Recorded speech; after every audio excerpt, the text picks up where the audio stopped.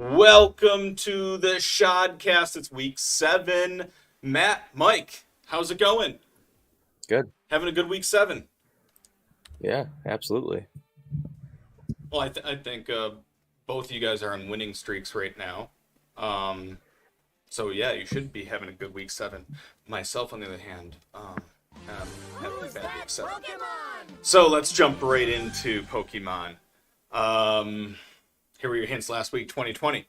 This AFC East running back only had 69 points, which is nice, but he was rostered on the 2020 champion Feel the Rush, which is not so nice. He averaged 11 and a half points when he played, though. We're talking an AFC East running back. It seems like it would be a Patriot, Probably. like Yeah, Shane Vereen, I maybe. said James White, but Shane Vereen, maybe. Salvin Ahmed. Ahmed. Yeah. wow. That was a tough one. Rob actually got it. He sent me a DM.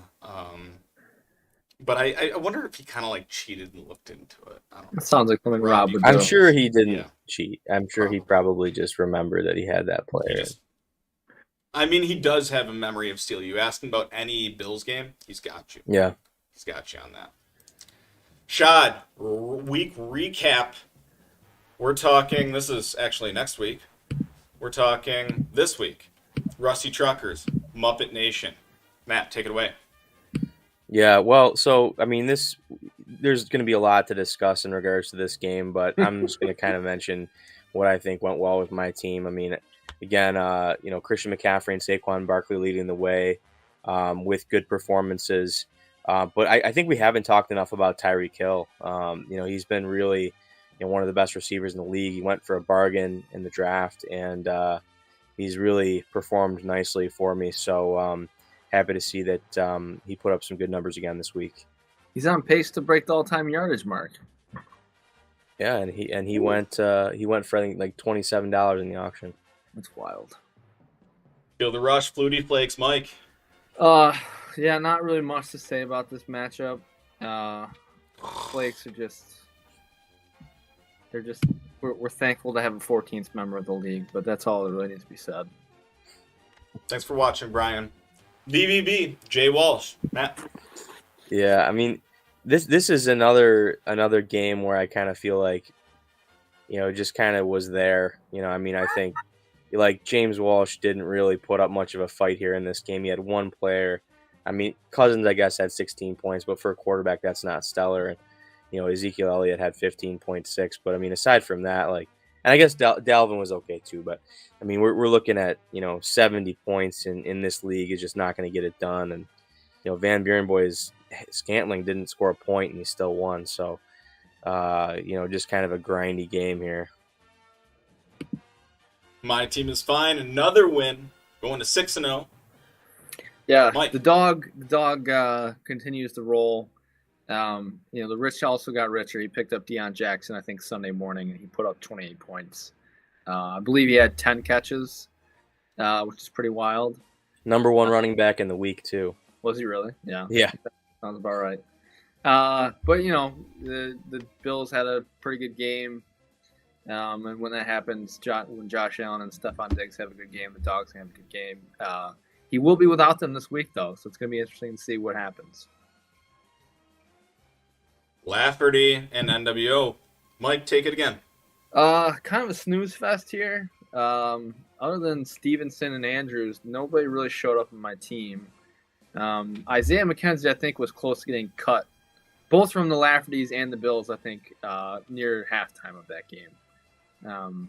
He was just making a lot of really bad mistakes consistently. Bad move by me.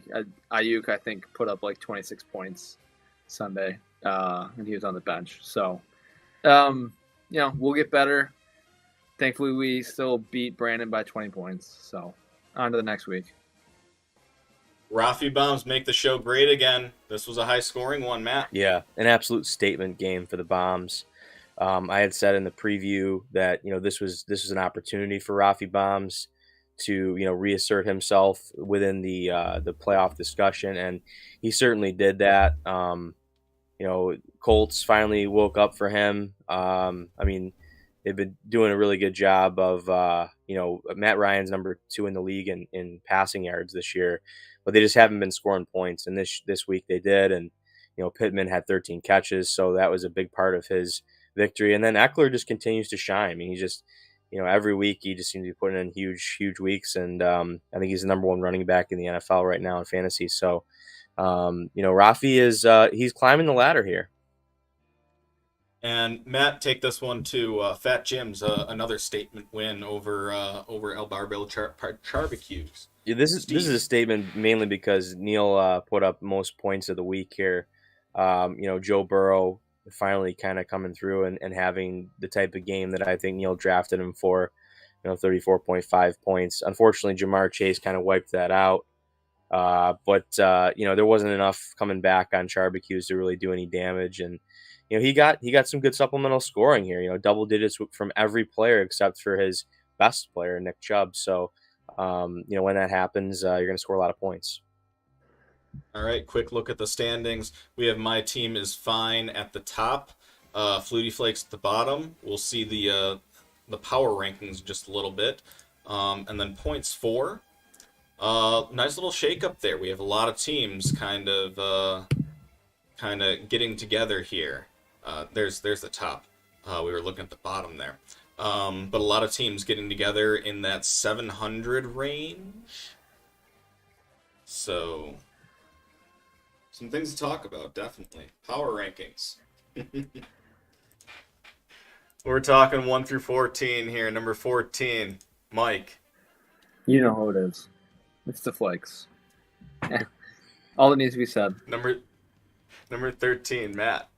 Oh, NWO, just still bad, man. Just bad. Spiraling down. Number 12, Mike. Jay Walsh, when you barely surpass 70 points in a week, you're probably not going to move up in the rankings. So he is at number 12. 11, El Barbell Barbecues. Steve drops down slightly. Number 10, Matt.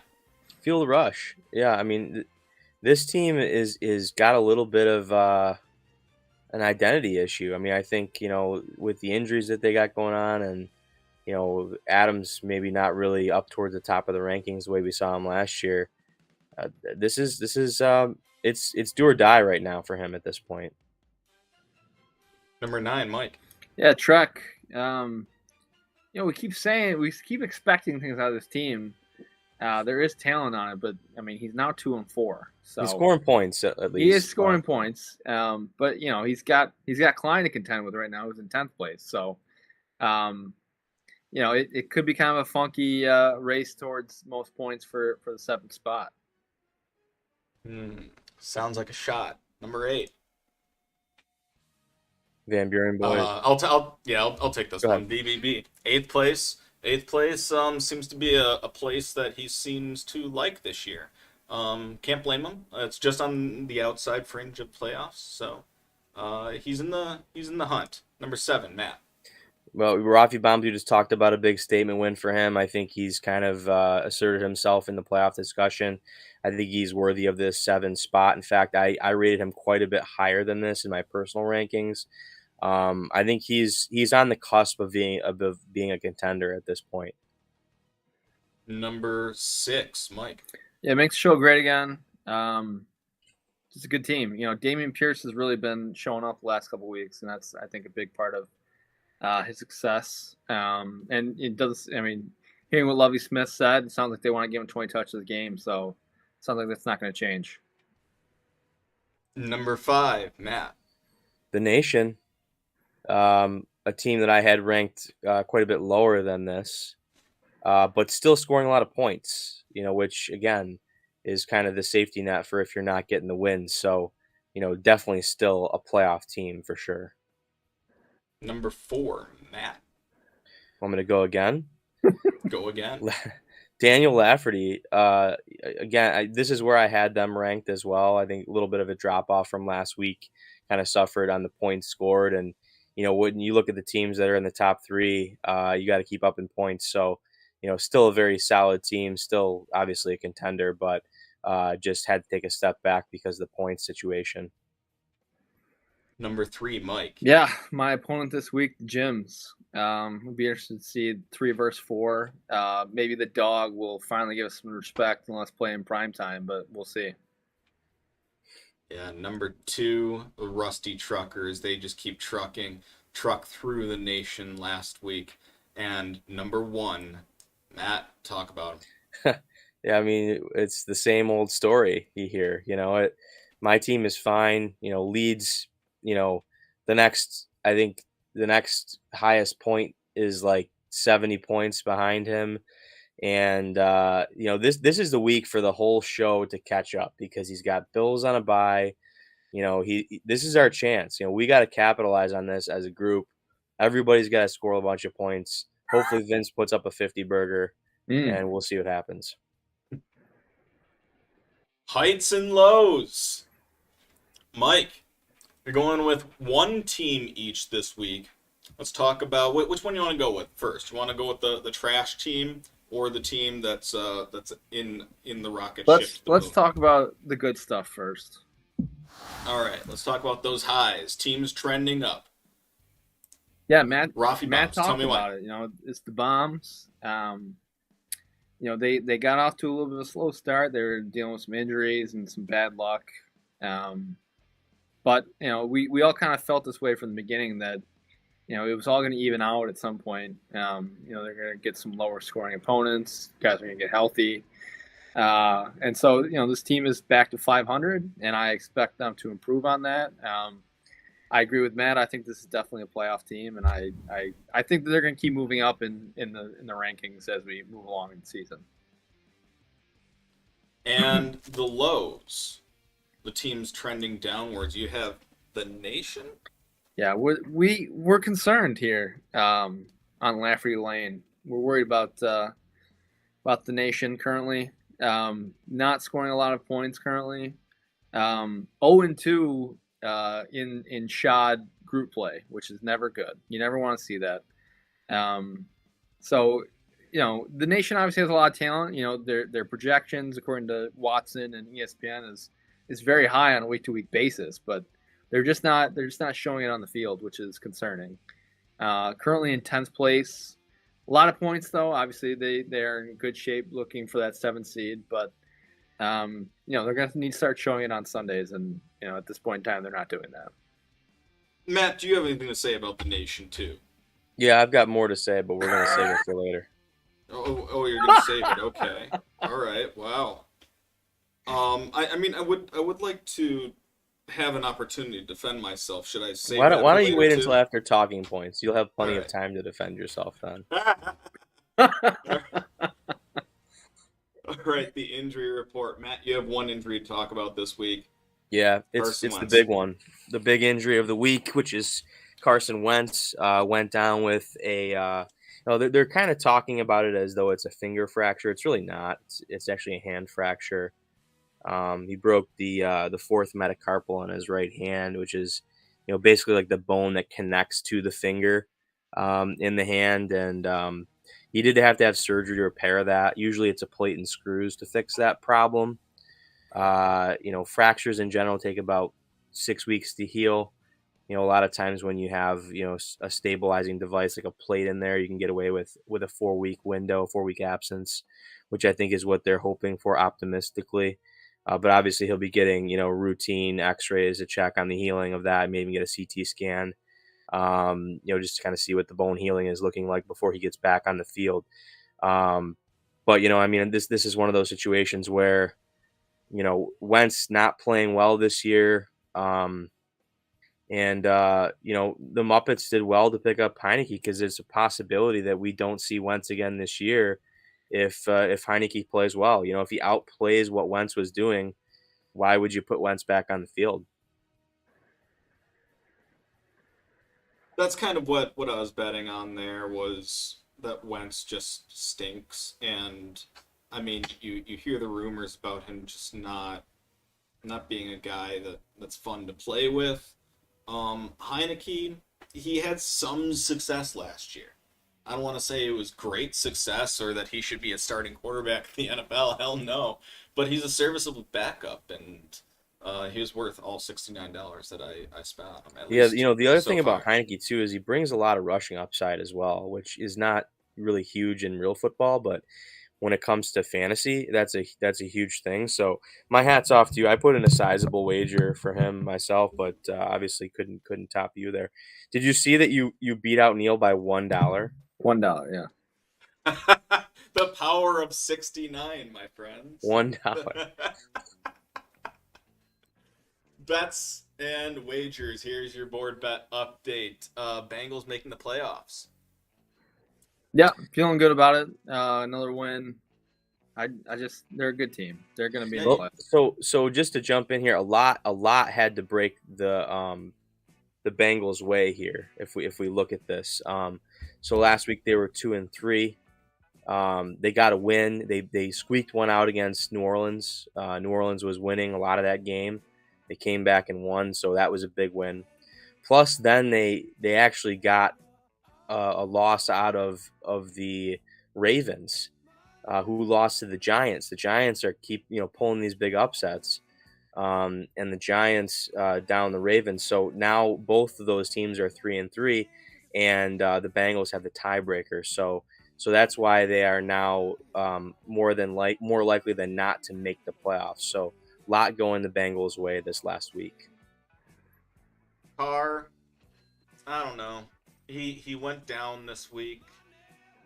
Well, he was I'm on a still- He was on a bye, wasn't he? Yeah. Oh, yeah. Well, that's why he went down. You got a big 0. So yeah, I don't know. Were you in church for that game too? I was in church all day. That's how I spend my Sundays. No, so yeah, Carr. I still want to give him a chance though. Like he's got the tools. He's to do 14 it. points out with his buy in his rearview mirror. Like I think I'm feeling pretty good about that. Mooney, you feeling good about Mooney? I mean, I'd be feeling good about that rank. He's 69th overall. certainly moving in the right direction. I think we Right. were somewhere around 130 when we started this. Yeah, So. I mean it's hard not to move in the right direction after that start. Listen, if you watch Bears games, he looks good. Yeah, this is all on Justin Fields and their lack of passing. I think that's the bet I was making. You did not. It wasn't against Mooney. No it was one's against, arguing it was that against You the did Bears. not. You did not know that their passing it would be this anemic. So yes, I did. He did make. So just to put this in context, he jumped up quite a few. I think he was in the 80s last week, but he jumped up I think a little less than 2 points overall. So he made up about 2 points in that behind the number 34 ranked receiver. So still a long way to go. He's got to keep putting up big numbers every week. He was that close to getting a touchdown at the very end of the game. Yeah, he's on the goal line. Yeah. He's on the goal line. He could have really used that too.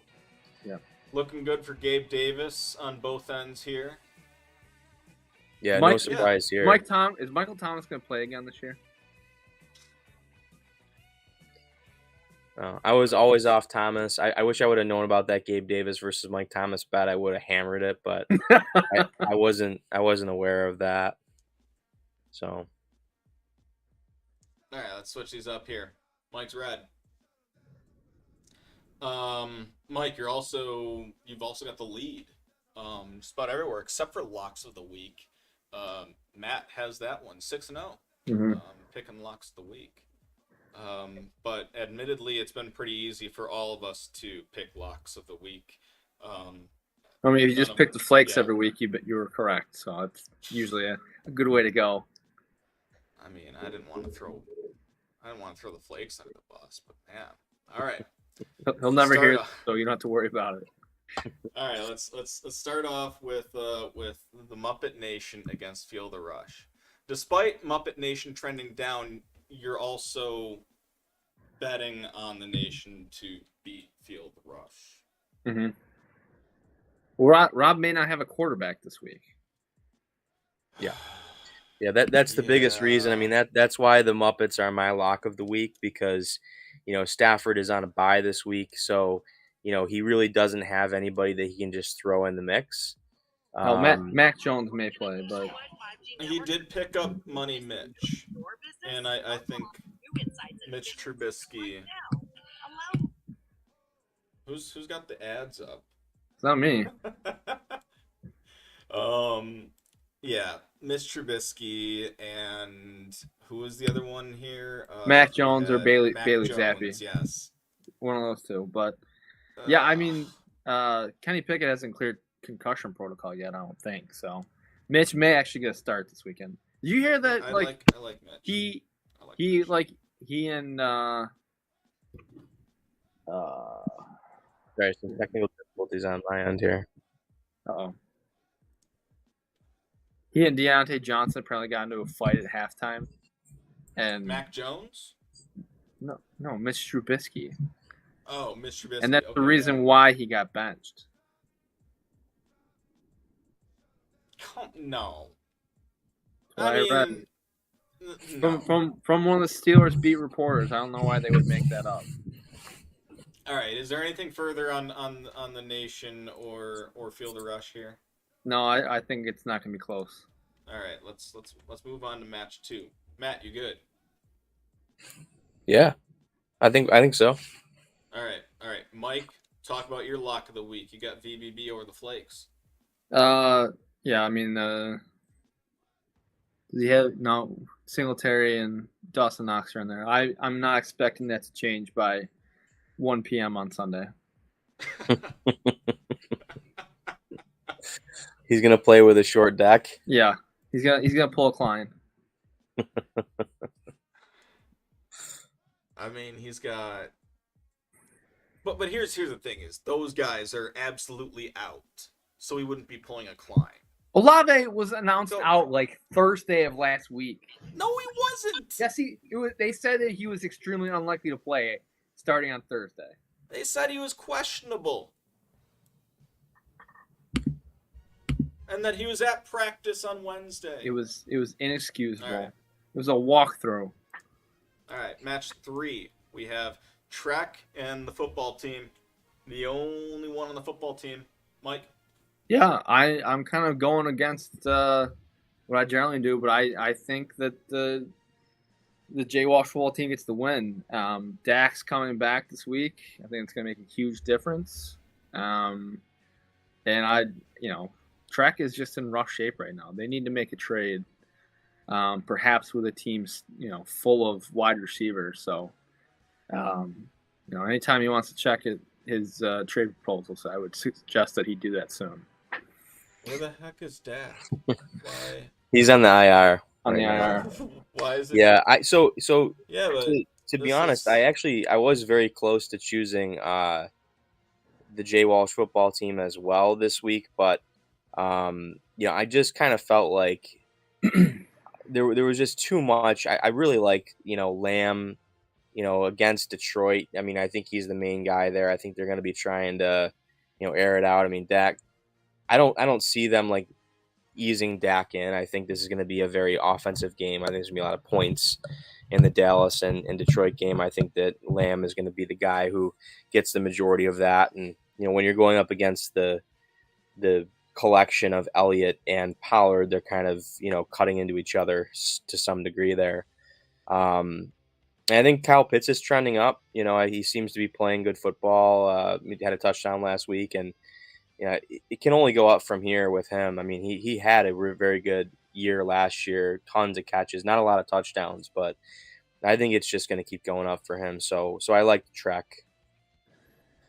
New World Order and the Rusty Truckers. Who do you all have on this one? This is match number 4. Mike, you're choosing the NWO. Yeah, I think interesting upset choice. I think NWO gets it done this weekend. Wandale looked pretty good last week. He may find his way into the starting lineup. Jonathan Taylor is coming back. That's not factored into what you're looking at, or most likely back this week. Who knows? It could be in our last second out. But, the Truckers have a lot of guys, very important guys on bye. Jalen Hurts is almost a guaranteed 25 points a week, and he's on bye. So I am just not expecting much out of Davis Mills against the Raiders. And I will say I think he was very much on the better end of the trade he made with Jamie. But We'll talk about that later. Yeah, interesting move to fill in that bye week. Congrats on being able to do it, Matt. We'll see how it pans out for you. Make the show great again, and my team is fine. Matt, why don't you take this one, because this is an interesting game to break down. Yeah, I think I'm on actually make the show great again. I did not.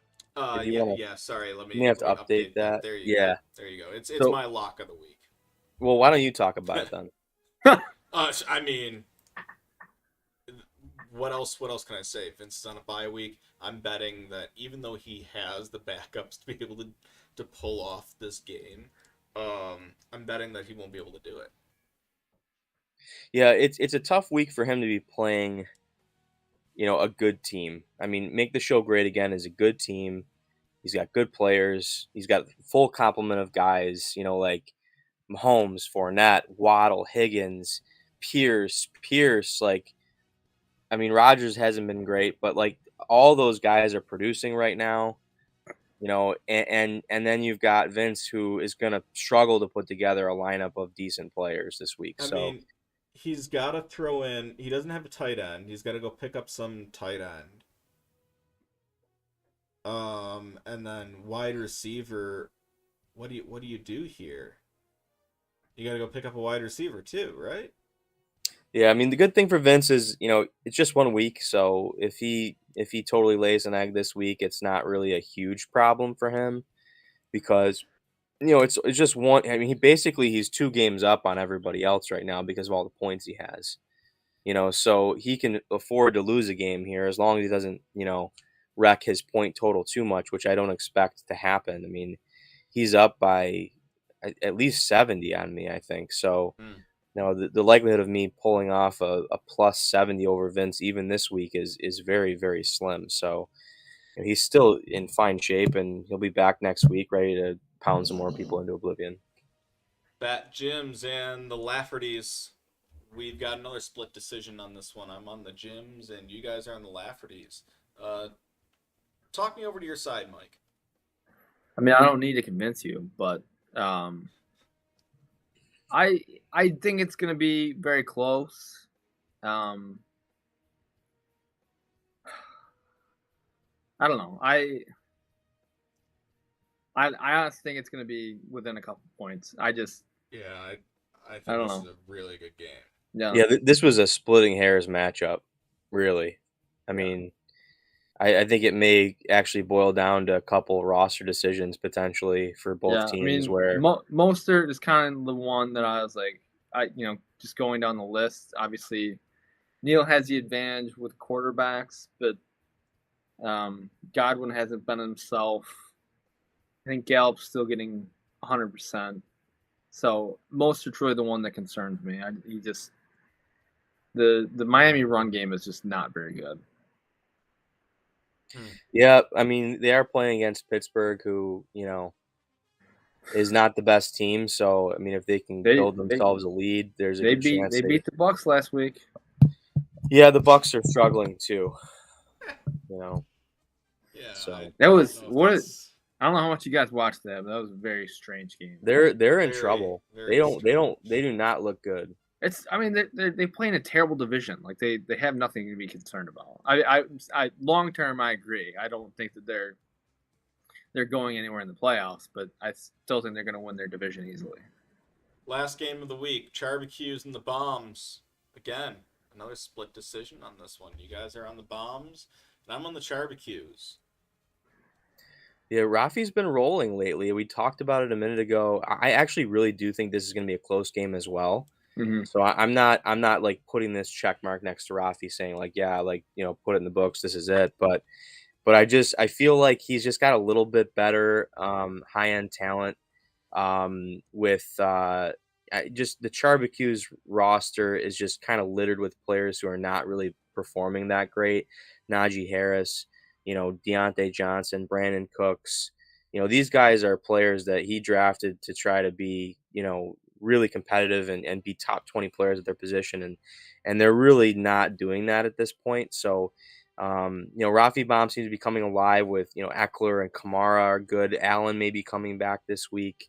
Michael Carter's been serviceable. We talked about the Colts, starting to put things together a little bit offensively as of last week. So we'll see if that continues for the Bombs this week. But I think it's going to be a close game, but I'm giving the edge to the Bombs.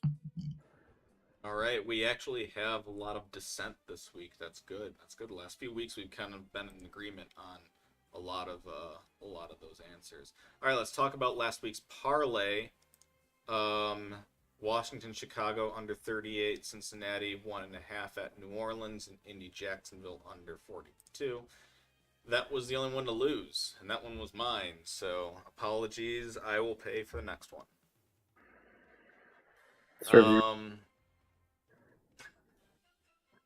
Let's go to Ryder first. 10-8. Talk about a parlay this week. Are you actually going to put it in? We'll see. I hope people have been trailing me. That's 2 parlays out of the last 3 that have hit. So, bet accordingly, folks. I like all 3 of these bets quite a bit. I just think with Hopkins coming back, I don't think Hopkins is the same player he was 3 years ago, but Kyler just has magnet eyes for him once they get into the red zone. And they've really struggled in the red zone. So even just tossing them jump balls, I think is going to make a big difference in turning some of those field goals into touchdowns. On the Jets, they're just playing good football right now. I mean, they're not a bad team. Like they have some real talent on offense, and their defense. They should have had 2 touchdowns, I think, on defense last week. Like they kicked the shit out of the Packers. And then Kansas City coming off of the tough loss last week against the better team. San Francisco just lost to the Falcons. I just don't think they're a very good team. Even at home, I think that they're going to lose pretty handily to the Chiefs. So I like all 3 of these picks. So Ryder's in the lead, 10-8. Snoop second place at 9-9. He's going with the Falcons with 6 points against Cincinnati. At home. Covered every game this season. Mm-hmm. Seattle and the Chargers under 52.5. And Dallas, Detroit under 48. Those are the choices there. That's what Snoop says, and he's 9-9. So again, bet accordingly. What's your pick for the parlay? My pick for the parlay, probably Atlanta, Cincinnati. Okay. But hold on. Seattle Chargers is tempting too. I mean, I think that's the pick. That's a high number. Yeah, probably Seattle Chargers. That's what I'm going to go with. Okay. Zoe, 8-10. Got some catching up to do. Matt. Yeah, I mean, I've been betting against Chicago for a bit now. They're horrible. I could have bet the team total, but I think the team total is still really low, and I think this is going to be kind of one of those grinded out games. I don't see it being like a game where we see a lot of points. So the thing I got to worry about here is like a New England Patriots defensive touchdown. I think that's like the biggest concern here for this under hitting. So we'll watch that closely. I don't see the Patriots scoring a lot of points in this game. I think it's one of those games that probably ends up being like, 20-7 or 20-10. And that's it. Belichick doesn't have to do a whole lot to beat this Bears team, and he knows that. And, he's going to just get through the game, essentially. Chargers, we talked about them a minute ago with that under against Seattle. I guess that does kind of right against my -6 to some degree, but I feel as though, this is a home game for the Chargers. They kind of underperformed the other night in prime time. The offense really wasn't clicking well. Barely put up any points. They only had scored 1 touchdown. And Denver's defense is tough, so it's not like it's that condemning. But I feel as though, Seattle is a team that is right for the picking because they've been overproducing, overperforming all year. So I like the Chargers here at home. Touchdown I think is a lot. And then I see the Houston Vegas game as a pretty low total. I think Vegas is going to take this opportunity to really hang points on Houston because they've really struggled this year so far. They are coming off a bye. And I feel like they're going to get right here. I expect them to score, at least 30 points in this game. And I think Houston has enough in them to score a couple touchdowns. So I think this is actually a pretty easy over. Um, I don't think it's gonna. I don't think it's gonna be that close. I think this easily gonna get into the 50s. I think. Lovey Smith saying he's going to feed Damian Pierce 20 times a week. So we'll see if he actually hangs on to that promise. Talking points numero uno, the show primetime. Matt. Yeah. So last week we had myself flying to Muppet Nation. Muppets. Vince announced it, I think, on Wednesday, and I mean, my guys were pretty juiced to play in the primetime match. The first time we were on primetime all season. It's definitely something you earn when you show up and play in primetime in the show. It doesn't come free. You don't want to be the guy who's going to be getting the bottom tier coverage. So, being able to go and play in primetime is a real privilege. Mm-hmm. And, we walk in, Muppet Nation Stadium is gorgeous. It's got the big pirate ship with the flag flying, the cannons and everything, for when they score touchdowns. And we're thinking, man, this is going to be a tough game. Like, we're on the road here. This is prime time in the show. And then, get kicked off like maybe 10 minutes beforehand. I'm like, Olave, where's Olave? Like, is Olave playing? Is he showing up? And then, we get to 1:00 p.m. Nothing's changed. Like, it's all the same. And I'm thinking to myself, man, did we really in prime time just see Muppet Nation in his own building not fill a roster spot against one of the best teams in the league, one of the fiercest competitors, and somebody who he's going neck and neck with to try to win this year, and we don't even have a full lineup. And I was shocked. I was, I couldn't believe my fortune, but at the same time, I was kind of like, what happened here? Like, what was the thought process? Why was there not a backup plan? Why wasn't there a double check? And I'm just wondering, like, what transpired that led you to in prime time at home make this type of error? I mean, it was a team bye week. I had already written it off. You saw that I was on your side last week, and I actually won that bet. You were on the Nation to somehow upset you. Well, you made sure of that, didn't you? No, even if I were to have taken Olave out and subbed in Will Disley, would have got nowhere. The same outcome. I would have been up maximum 4.2 points, which I would have never started KJ Osborne to begin with. I would have started Will Disley, who got 2.2 points. Yeah. Every point counts when you're going for that I would 7 not be in spot. a different position. If my season is determined by 2.2 points, got yeah, it. Mike makes a good point. I mean, if this gets to a situation where you missed the playoffs because you didn't have enough wins and your points just missed by a little bit, that smallest of margins. By 2.2 points. Listen, fine. What I want is clarification, because you're saying that you didn't make the switch because you were in church, but earlier you made it sound like you wanted Olave in there anyways. So which one is it? Well, obviously, I wouldn't have wanted Olave in there if I knew he was going to be out. On Saturday, I checked; he was still questionable. I went to bed. I did not wake up until 9:50 in the morning. The game start at 10 o'clock in the morning. So let's go back to that. What precipitated the egregious sleeping in then? What happened the night before where you didn't have your team ready and you weren't prepared for this game? I was up all night playing Pokemon. What kind of Pokemon? Like the card game or Pokemon Blue on the Game Boy or Yeah, the Game Boy game. wow.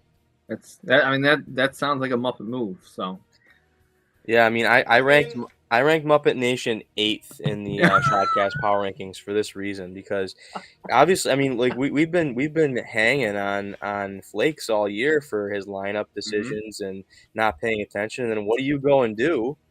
And Mine didn't make a exactly difference. replicate It wouldn't that have made a behavior difference. that puts that you have buried him in 14th place, but yet you have the audacity to go and not fill your roster. Mhm.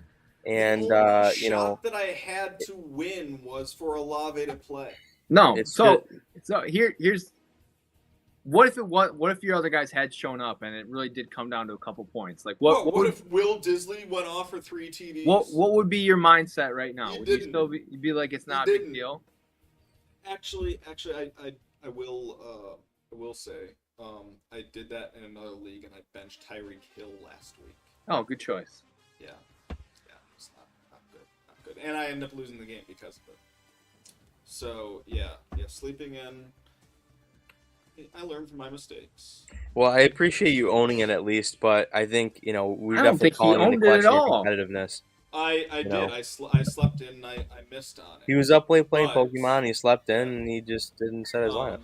I mean, and with that said, I do believe both Neil and I have a little bit of leeway here, just because the games start at 10. You guys you guys get all freaking morning. You guys can have sleep such in as you long guys as have you want. the life. The hours between waking up in the morning and waiting until 1 o'clock is torture. I would love to roll out of bed That's hang the out great part about it. for 20 minutes sometimes and you then it miss would be lineup game time. decisions. That sounds like heaven. It is. It is. And sometimes you sleep in 10 minutes too late. No, I think you need to start babysitting yourself and maybe put a cutoff time on Pokemon going forward. I mean, Neil had points, most points in the week last week, and he's on West Coast time, so I Yeah, don't know. I mean, He's further west than you are. Well, I had a bunch of players on bye though. So. He's further west than you are. I think the nation will have a rebound week this week. I mean, Oh, well, maybe. If you I certainly sign hope up, so. We'll see. Mike, lack of trades. Yeah, I'm just really disappointed in the show this year. I think one of the things that makes it as much fun as it is there's constant trading, namely Lacombe and the Raffies leading the way. But I mean, we've only had one trade between Matt and Jamie this year. It was really not like an exciting trade. Hayden Hurst and George Pickens is not really like a blockbuster trade. Yeah. I just don't really understand what's going on.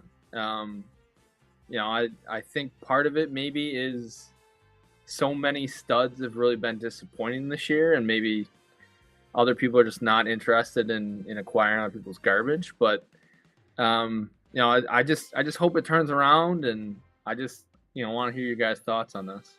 Yeah, I think it's a lot of, we kind of all got my guys, and they're always going to cost just a little bit more than what other people would value them. That's kind of been my experience. Matt? Yeah, I think this year is a little bit different. I mean, no disrespect to some of the other teams in the show. I know I'm going to get myself in trouble for saying this, but I feel like the league is a little top heavier this year than it is in a lot of years, and that's not always, that's not necessarily the fault of some of these owners. Like Rob Cav, for instance, like has run into a lot of injury problems, and that's why his team is not competitive right at the moment. So I think a lot of it is because a lot of these teams towards the bottom, they want to make their team better, they want to improve, but they really don't have the capital to be able to make trades with the more competitive teams, which is typically the way this is going to go, right? Because either the bottom teams are going to trade with the bottom teams, or the bottom teams will trade with the top teams. But top teams are not going to trade together because we're afraid to make each other better. It's like trading within your division. Like I'm not going to go and offer trades to Neil or Mikey or Vince, or Rafi bombs right now, because these are the guys I'm trying to compete with. These are the guys I'm trying to beat out here, to hit the top of the standing so I can get a bye in week 1 of the playoffs.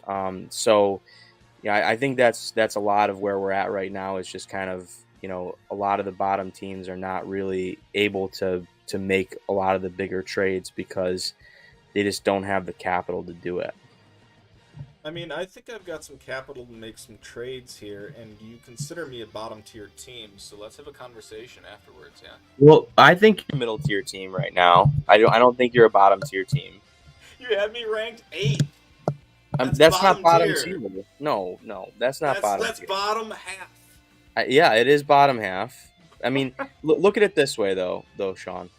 When we put in the power rankings here, and remind yourself, I had you ranked higher than anybody else in the show here when we started this whole thing. But in my eyes, it's a huge problem when you don't start a player in a slot. Like, to have that degree of negligence, it wrecks your power. It does not. The power of your team is in question. Like, that makes me have less confidence in you. He's out right now and he's in the lineup. So, can he practice in full? Yeah, I think so. He's going to be clear. I don't know why he's even still out, but I've got a question for you guys. What is the most efficient way to hand out candy with minimal effort on Halloween? Getting away from football here, let's talk Halloween. I want to hand out candy, but not hand out candy. How do we do it? I mean, if you want to go efficiency and easiest way, you just literally dump the bucket into the first group of kids that come to your house, and then you're done. Another option, but then you don't get any others. Well, no, you do. They just don't get candy. Yeah, you said minimal, like, efficiency wise, you got rid of all of it, which is your goal, in the least amount of time. I want to be. You want to serve everyone. Yeah. You want to serve everyone. Correct. No, I don't know if there's to serve them. Like, I don't know if there's a low Pez dispenser. There's not really a low effort way to do it, because if you do the bowl out on like a chair or something, then you're gonna have that group of kids that comes in and grabs 5 handfuls. Or just dumps the whole thing in the bucket, like what you did with the first one, Mike's first suggestion. Yeah. So my question to you, Sean, is like, what constitutes a minimal degree of effort? Because in my opinion, like, sitting and watching a horror movie on your TV and waiting for the doorbell to ring, getting up and bringing chocolate to the door is not really a lot of work. How do we get what is it what is it that we need to how much less effort do you really want to go? Yeah. I think you might be onto something, though. I think the solution here is to turn on bring a TV outside to the front door and sit at the front door and watch the horror movie, so that when the kids come by, they don't have to ring the doorbell. They just show up. You're watching a horror movie. They're like, face it outwards. Yeah. Face it outwards so that everybody can, and all the little kids will see Saw with the guy cutting off his his leg. And I think you go. I think you go Human Centipede. I think that's the best option. Yeah, one of those. Or Teeth. Teeth would be even better. All right. Thank you for the suggestions. I think I've got an idea. Shot Pokemon. Here are your hints for next week, 2016. This wide receiver was injury riddled on I Am the Dog. Playing in 12 games, this player posted career low numbers, but he's arguably a show Hall of Famer. Oh, a show Hall of Famer. A show Hall of Famer. Which makes me feel like he'd been around a while before that.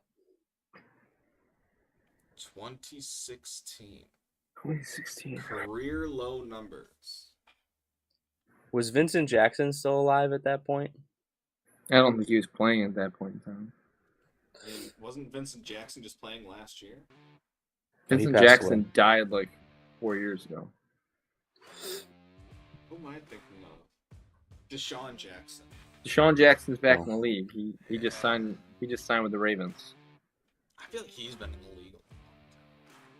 He has. Anything else you guys want to talk about before we close out here? Not. I thought it was a pretty good show. I'm thinking that, at this point in the season, we're talking a lot about, ShodCast power rankings and, teams that are really doing well and teams that are really not doing well. I mean, like, in the grand scheme of things, it's still really early. Like, a lot can happen. Injuries can happen still and probably will happen. We can have, some players start to kind of fade off a little bit. It's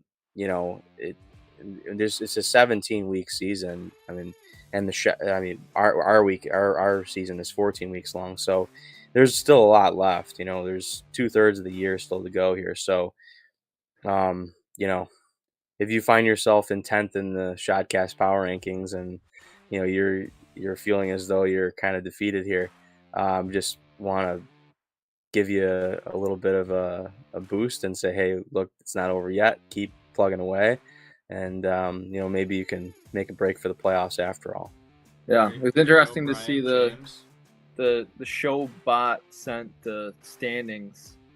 I guess it was the Discord bot sent it, and Vince at this time last year I think was in first place. So it's kind of, and then his season just did an absolute nosedive. So I don't expect that out of this edition of the dog, but anything can happen. Anything can happen in the show. Gentlemen, it was good to have you guys with me tonight. Good chatting with you. I'm sorry I didn't fulfill your lineup requests. Don't apologize to us. Apologize to yourself. Any difference at all? Mm-hmm. Made no difference at all. You're crying over spilled milk. Yeah, I think 6 Hail Marys and you'll be absolved of your sins. Yeah, right. Hail Marys. I'll take some Bloody Marys instead. All right, boys. Have a good night.